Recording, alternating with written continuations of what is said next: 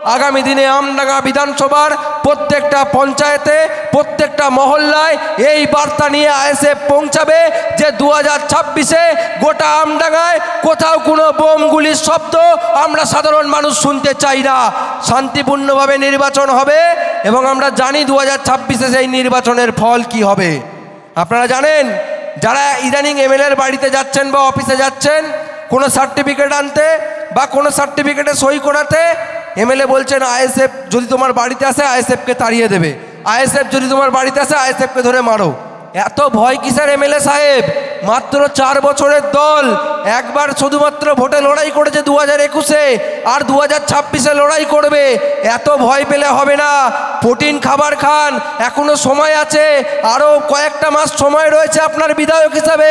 তারপরে বিদায় নেবেন, রিটায়ার করবেন, বয়স হয়ে গেছে, বিশ্রাম নেবেন বাড়িতে। অত হাই প্রেসার এখন হলে হবে না। লড়াই এখনো শুরু হয়নি, আজকে বোধাইয়ের মাঠ থেকে শুরু হলো। আগামী দিনে আমডাঙ্গার প্রতিটা কোনায় বুঝে নেওয়া হবে, আমরা বুঝে নেব। আইএসএফ বাড়িতে গেলে বাড়ির লোকেরা ধরে আইএসএফকে মারবে, তাই না? আর আপনাকে আদর করবে। আপনি আমডাঙ্গার এলাকায় এলাকায় গাড়ি নিয়ে, নিজের গাড়ি নিয়ে ঢুকতে পারেন না, আপনার গাড়ি আটকে রাখবে লোক। আপনি এরকম করে রেখেছেন আমডাঙ্গা বিধানসভাকে। আজকে আমরা আমডাঙ্গার পুলিশ প্রশাসনকে ধন্যবাদ জানাই।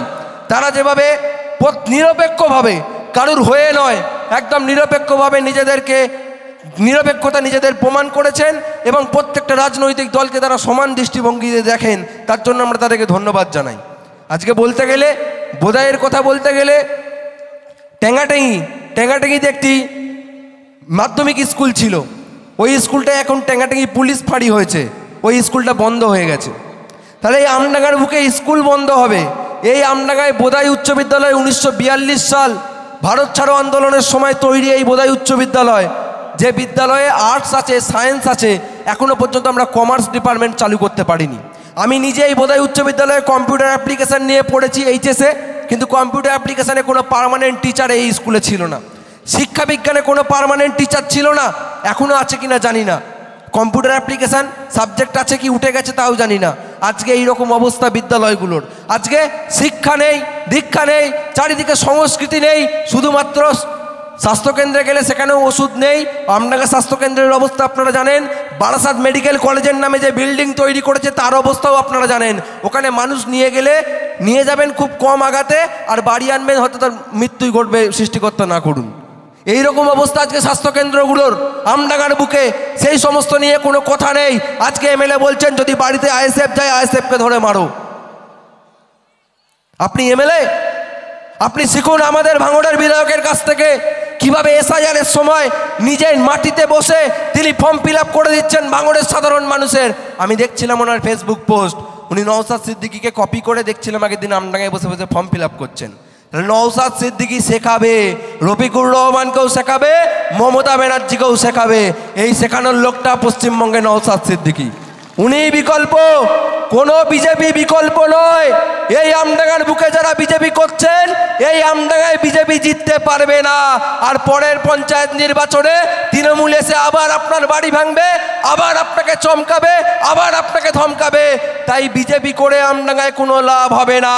আমডাঙ্গার একমাত্র বিকল্প তৃণমূলকে তাড়ানোর জন্য, সেটা আইএসএফ এবং আইএসএফ। তাই আজকে আসুন আমরা 2026 সালে নির্বাচনের জন্য শপথ নিই যে আমরা এই 2026 সালে তৃণমূলকে আমরা আস্থা করে ফেলবো।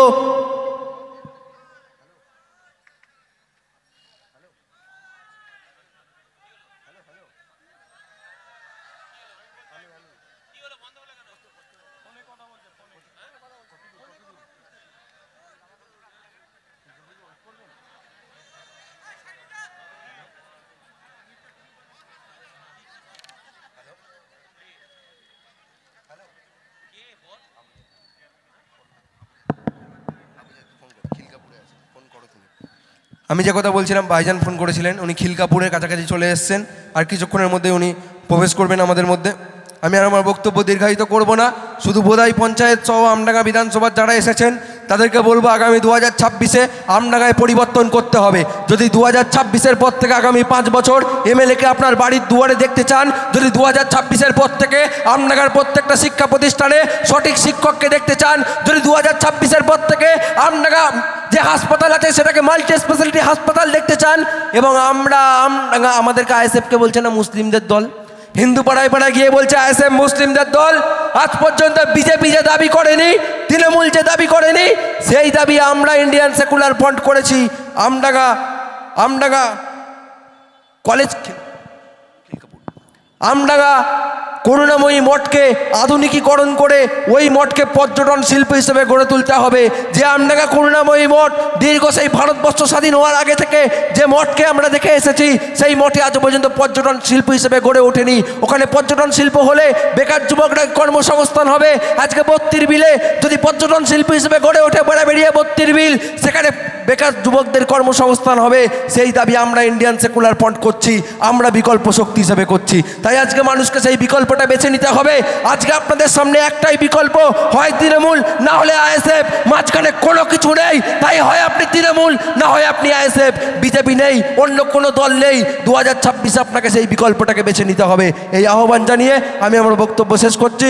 সকলকে সংগ্রামী অভিনন্দন, সকলকে ধন্যবাদ। ইনকিলাব জিন্দাবাদ। যেমন এসআইআর নিয়ে বিধানসভার ভিতরে থেকে শুরু করে গোটা রাজ্যে ঘুরে ঘুরে আমার আপনার প্রাণপ্রিয় বিধায়ক পীরজাদা নওশাদ সিদ্দিকী যেভাবে কেন্দ্র সরকার তার নেতৃত্বাধীন তাদের মতো করেই সিলেক্টেড করা ইলেকশন কমিশনকে দিয়ে এসআইআরের নাম করে যেভাবে সাধারণ মানুষদের ভিতরে বিভ্রান্তির সৃষ্টি করে দিয়েছেন এবং হয়রানির সৃষ্টি করে দিয়েছেন, এই এসআইআর আতঙ্কে অনেকে কর্মজীবন মানে কি বলবো নিজের জীবনকে উৎসর্গ করে দিয়েছেন।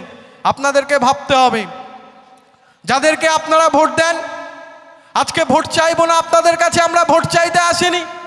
অধিকার সমাবেশ, আমার আপনার সংবিধান যে অধিকার দিয়েছে সেই অধিকার সম্পর্কে এখানে আলোচনা হবে এবং এই অধিকার সমাবেশে যে সকল উদ্দেশ্যগুলো, যে সকল পয়েন্টগুলো উল্লেখ করা হয়েছে, দাবি দেওয়াগুলো, সেগুলো সংবিধান মোতাবেকই উল্লেখ করা হয়েছে। অতএব ভারতবর্ষের সংবিধান আপনাকে ভোটাধিকার দিয়েছে, সেই ভোটাধিকার দিয়ে আপনি একজন সরকারকে নির্বাচিত করেন, কাউকে বিধানসভাতে পাঠান, কাউকে পার্লামেন্টে পাঠান, তারাই বিভিন্ন আইনগুলোকে পার্লামেন্ট থেকে, বিধানসভা থেকে, রাজ্যসভা থেকে তারা প্রস্তাব আকারে পাস করে আমাদের রাষ্ট্রপতিকে দিয়ে সিগনেচার করিয়ে তারা আইনে রূপান্তরিত করে। ভারতবর্ষের সংবিধানকে আজকে গোটা ভারতবর্ষে বাবা সাহেব আম্বেদকর যে সংবিধান লিখে গেছিলেন, মূল চক্রান্ত যেটা হচ্ছে সেই বাবা সাহেব আম্বেদকরের সংবিধানকে বিজেপি সরকার মুছে দিতে চায়। মুছে দিয়ে তারা নেতাজি সুভাষচন্দ্রের ইতিহাসকে মুছে দিতে চায়, গান্ধীজির ইতিহাসকে মুছে দিতে চায়, ক্ষুদিরামের ইতিহাসকে মুছে দিতে চায়। তারা চায় নাথুরাম গডসকে প্রতিষ্ঠিত করতে। এটাই হচ্ছে মূল উদ্দেশ্য। তারা চায় আরএসএস দ্বারা পরিচালিত যে দল, সেই বিজেপি দল, তারা এটাই চায় তাদের মতো করে তারা একটা সংবিধান তৈরি করবে। যেমন এ ভারতবর্ষের আপনারা দেখতে পেয়েছেন, শুধুমাত্র আমরা জানি এ ভারতবর্ষে 20টার অধিক ভাষাভাষী মানুষ বাস করে, 21টারও বেশি ভাষাভাষী মানুষ বাস করে, কেউ হিন্দি, কেউ ইংলিশ, কেউ তামিল, অনেক ভাষাভাষী মানুষ বাস করে। কিন্তু গোটা ভারতবর্ষের আপনারা প্রত্যেকটা রাজ্যের দিকে তাকালে দেখতে পাবেন কোথাও গুজরাটিদের উপরে আক্রমণ নেই, কোথাও হিন্দি ভাষাভাষী মানুষের উপরে আক্রমণ নেই, কোথাও মারাঠিদের উপরে আক্রমণ নেই।